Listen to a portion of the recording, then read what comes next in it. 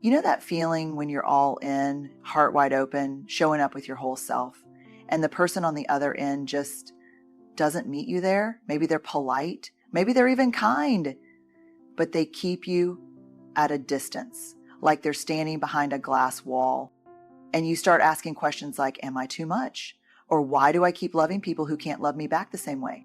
Here's what I know. Loving deeply isn't weakness. It's not drama. It's not neediness. It's bravery. But when that love is met with walls instead of arms, it hurts in a very specific, soul-tugging kind of way. And if we're not careful, we start to believe that our love is the problem, when the truth is far more complex and far more important to understand. Deep love is not a flaw, it's a form of courage. When we love deeply, we're choosing to risk being seen, rejected, or ignored. That is emotional exposure, and by definition, that's vulnerability. And vulnerability is courage. We don't always talk about love that way. Most people think about love in terms of romance, chemistry, compatibility. But here's what I've found in over 2 decades of research. At its core, love isn't a feeling, it's an action. It's a decision we make to show up, even when the outcome isn't guaranteed. Loving deeply means showing up for someone, not just when it's easy, not just when we feel safe, but when the stakes are high and we're not sure if they'll show up for us in return. That's where the courage lives, not in the butterflies or the poems or the playlists, but in that sacred space where we say, here I am, this is me, I care about you, and I'm willing to risk being hurt to love you well. And let me tell you, that kind of openness, that's not weakness. That's not something to apologize for or shrink down. That is some of the strongest stuff we're made of. But the world often doesn't see it that way. The world says, don't catch feelings. The world says, play it cool, be chill. Don't be the one who loves more. We're told that vulnerability is dangerous, that we'll lose our power if we admit how much we care. And when you've been hurt before, especially by people who couldn't or wouldn't meet you in that emotional space, it's tempting to agree with that narrative. So what happens? We start to armor up. We tell ourselves, next time, I'll care less. Next time, I'll be more detached. But deep down, that's not who we are. We're wired for connection, and pretending we don't care doesn't protect us. It just numbs us. And here's the truth. The ability to love deeply isn't something to fix or hide. It's a gift. It's emotional bravery. People who can love with their whole heart, even when they know it might not be reciprocated. That's rare and it's beautiful. What I've seen again and again in the research is that people who live wholeheartedly, who are willing to risk love, even after being disappointed, aren't naive. They're not reckless. They're grounded. They know who they are. They understand that their worth isn't dependent on someone else's ability to receive their love. That's the key. When you love deeply, it's easy to think you're doing something wrong if the other person can't love you back in the same way. But the truth is, how someone else responds to your love says more about their emotional availability than your value. Your capacity to love fully doesn't need to be dialed down just because someone else hasn't figured out how to receive it. You don't have to be less so someone else can feel comfortable. And yes, loving with your whole heart can hurt, sometimes deeply, but closing your heart to avoid pain doesn't eliminate the ache. It just spreads it out over time. The pain of loving and not being loved back, that's a clean pain. It's honest. It teaches us the pain of withholding love, of not letting ourselves show up in relationships. That's a dirty pain. It's the kind that lingers. So if you're someone who loves deeply and you've been told it's too much or felt like it's the reason you keep getting hurt, please hear this. Your depth isn't the problem, it's your strength. Keep your heart open, not recklessly, not without boundaries, but with intention, with clarity, with the understanding that loving deeply is not a liability. It's the boldest thing you can do in a world that constantly tries to tell you to play small. People who keep you at arm's length aren't always trying to hurt you, they're protecting themselves. Sometimes when someone keeps you at a distance, it's not about you at all. It's about their own fears. Fear of intimacy, fear of being known, fear of depending on someone and losing control. I used to take that distance personally. When someone I cared deeply about would start pulling away or building invisible walls, my first instinct was to look inward. What did I do wrong? Was I too open, too emotional, too much? And I know I'm not alone in that.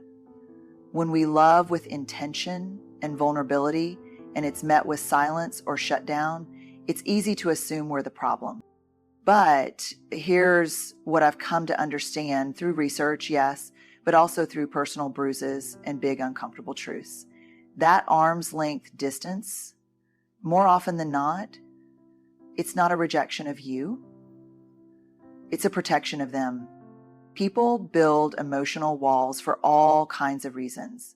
Some have learned from a young age that closeness leads to disappointment, that love isn't safe, that when they let someone in, that someone eventually walks away. So they create distance, not because they don't feel, but because feeling has historically come with pain.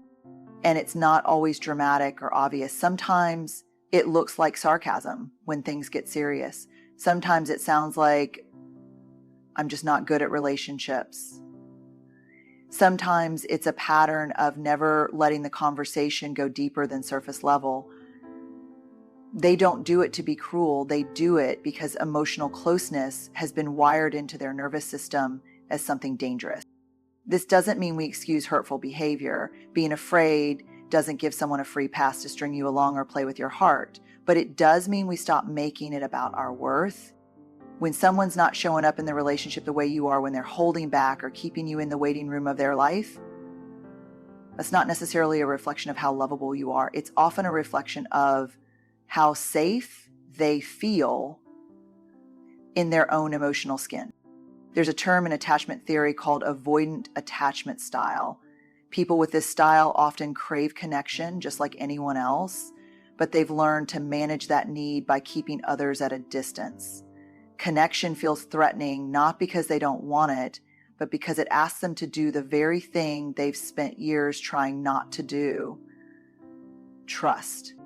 Now, that doesn't mean your job is to fix or rescue them. Love is not rehabilitation. You can't teach someone to be ready by loving them harder. You can hold space, yes. You can be kind, consistent, honest, but you cannot fill in their emotional gaps for them. And this is where it gets tricky, because a lot of us who love deeply tend to take on that role. We think, if I'm just patient enough, if I give more grace, if I stay longer than anyone else has, maybe they'll finally let me in. But love that's earned through emotional labor isn't real intimacy. It's self-abandonment dressed as loyalty. So when someone keeps you at arm's length, ask yourself, is this distance about me or about them? That question alone can shift the entire dynamic. It reminds you that you're not being too much. You're simply showing up in a space that may not be ready to meet you. Connection takes two people who are willing, not one who's trying harder. You can't force closeness.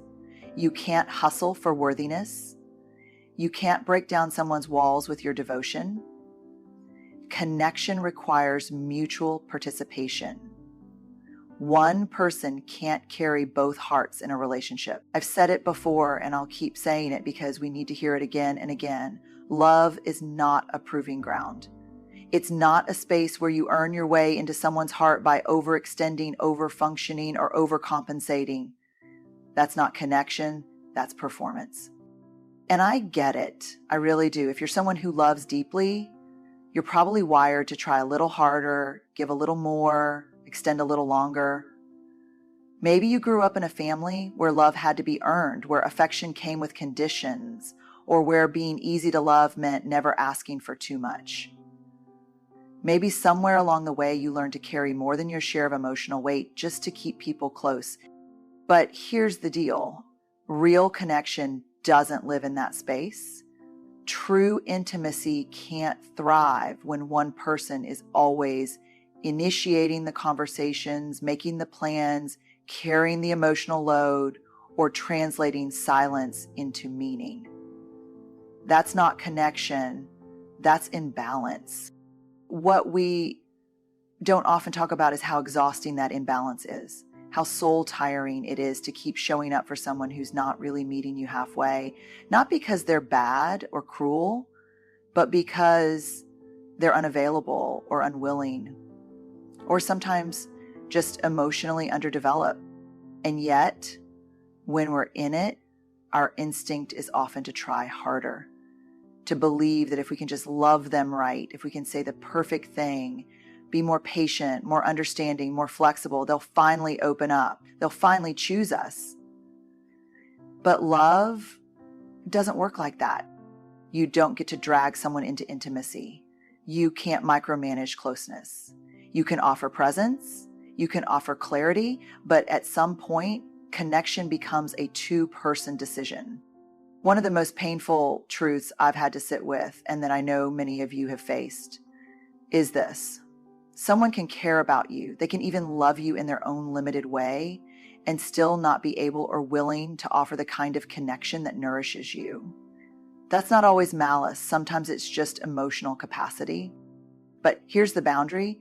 Your love shouldn't require you to disappear. If you're always the one making it work, adapting, stretching, holding space without receiving it in return, that's not a partnership, that's a pattern. And patterns, if left unchecked, turn into self-betrayal. We have to stop confusing love with labor. You are not the entire relationship, you are one half of it. And the moment you find yourself trying to carry both hearts, ask yourself, is this connection, or am I just trying to keep something alive that should have been nurtured by both of us? Because the truth is, we can't force someone to show up. We can invite them in. We can be emotionally honest. But connection, real soul level connection, that's always a choice two people make together. Your worth is not measured by how much someone opens up to you. One of the most tender traps we fall into is tying our self-worth to someone else's emotional availability. We think if they could just see me, really see me, and let me in, then I'd finally feel enough. It's subtle, and it often comes from a good place, from a heart that wants connection, from a soul that values depth. But when we anchor our value to someone else's ability to respond or reciprocate, we're handing them the keys to our identity, and most of the time, they don't even know they're holding them. I remember sitting across from a woman in one of my groups, tears in her eyes, saying, "Why is it so easy for me to open up and so hard for him to do the same? Is it me? Am I too much, or maybe just not enough?" And that question, it landed heavy in the room because it's one so many of us have asked in silence. The belief that someone's guardedness is a reflection of our inadequacy is not just painful, it's inaccurate. People struggle to open up for a lot of reasons, and most of them have absolutely nothing to do with us. It might be how they were raised, it might be past trauma, it might be fear of being seen, but none of those things are about your worthiness. Here's what I've learned from both research and life. Your value isn't up for negotiation based on how someone else experiences intimacy. Just because someone can't or won't go deep with you doesn't mean you're not worthy of depth. Just because they keep conversations light or avoid vulnerability doesn't mean your emotions are too heavy. You're not too intense for the right kind of connection. You're just in a space that can't hold what you're offering. We've been conditioned, especially those of us who grew up navigating emotionally inconsistent environments, to think that we have to earn affection. That if we say the right thing, behave just so, or love someone well enough, they'll eventually soften, open, change. But let's be honest, that's not love, that's codependence, and it will exhaust you You don't have to make yourself more digestible for someone else to feel comfortable. You don't have to tone down your needs so they don't feel overwhelmed. And you certainly don't have to stay in relationships where your worth is being weighed against someone else's fear of closeness. That's not your burden to carry. And let's be real, sometimes we stay in those relationships because they feel familiar. We know how to navigate longing. We know how to read between the lines, how to overanalyze the one text message that came after 3 days of silence. It gives us something to work toward. But striving for someone's emotional presence is not the same thing as being loved. Your ability to be emotionally available, to sit in hard conversations, to offer empathy and truth, that is not a flaw. That is your strength. But it's a strength that deserves to be met, not managed. When someone keeps you at a distance, the question isn't what's wrong with me. The real question is, why am I staying in a space that doesn't make room for who I am? Your worth doesn't increase when someone finally opens up, and it doesn't decrease if they never do. That part, that's not yours to carry. Sometimes the bravest thing you can do is stop knocking on a door that won't open. Letting go isn't about bitterness or blame. It's about honoring your emotional integrity. When you've loved deeply, waited patiently, hoped honestly, and still find yourself standing at the same closed door, there comes a moment when the most courageous move isn't trying again, it's stepping back. That's hard to do, especially for those of us who were taught that love is perseverance, that you prove your loyalty by staying, that commitment means showing up no matter how many times you're left outside. But sometimes what we call loyalty is really just fear in disguise. Fear of being alone, fear of starting over, fear that this might be the best love we'll ever get, even if it hurts. And I want to be clear about something here. This isn't about giving up on people the moment they falter or withdraw. Relationships are messy, people have off seasons, intimacy takes time, but there's a difference between weathering a storm together and living under a permanent forecast of emotional distance. One leads to growth, the other to erosion. And emotional erosion is quiet. It doesn't announce itself with explosions. It happens in the small daily absence of being met, of feeling like you're always reaching, always hoping, always asking for a closeness that never quite arrives. I've sat with people who've spent years trying to be chosen by someone emotionally unavailable, who've invested not just time, but parts of themselves, confidence, joy, self-trust, hoping that this time would be the moment it all changed. But love isn't a prize you win by enduring pain, and intimacy doesn't bloom through persistence alone. It requires reciprocity. Mutual courage. Two people willing to step into the uncertainty together. Sometimes we confuse longing with love. We think that because it hurts so much, it must mean something deep is happening. But longing without presence is emotional starvation. It keeps us stuck in the waiting, in the fantasy of what could be, instead of the reality of what is. And reality, as hard as it can be to face, is where healing happens. I remember a conversation I had with someone who said, but what if I walk away and they finally open up? What if I miss the moment they were ready? And I get that fear. We don't want to abandon hope. But here's what I told her and what I remind myself often. If the only way someone opens the door is when you leave, that wasn't connection, it was a reaction. And sustainable love doesn't begin with an ultimatum. It begins with two people choosing each other willingly, not from fear of loss, but from a place of readiness.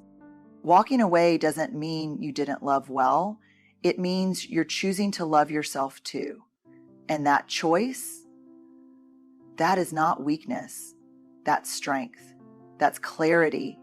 That's saying, I believe I am worthy of being met. I believe love should feel like a place I can rest, not a puzzle I'm always trying to solve. So if you've been standing at a door that hasn't opened, if your heart is tired, your needs unmet, your worth questioned, it may be time to stop knocking, not because you're giving up, but because you're growing up. And growth doesn't always look like holding on. Sometimes it looks like walking away with grace, with sadness, with wisdom, and with your head held high. Here's what I want you to carry with you as we close. Loving deeply is not the problem. That's your gift. Your ability to feel, to care, to show up fully, that's beautiful. What hurts is when that love gets poured into spaces that can't or won't hold it. And that's not your fault.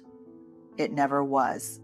You were never meant to chase connection, prove your worth, or beg for a place in someone's life. You were meant to be met, to be seen, to be loved in return, with openness, with consistency, with presence.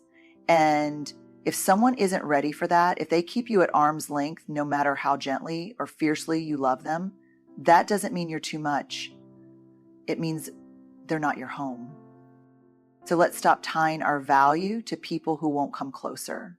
Let's stop knocking on doors that won't open. Let's start honoring the kind of love that begins with self-respect. Because you deserve relationships that feel like warmth, not waiting. Depth, not distance. Safety, not striving. Trust this truth. Love that's real doesn't require you to shrink, chase, or convince. It invites you to stand fully in who you are and be held right there. Good luck, and may you always choose love that chooses you right back.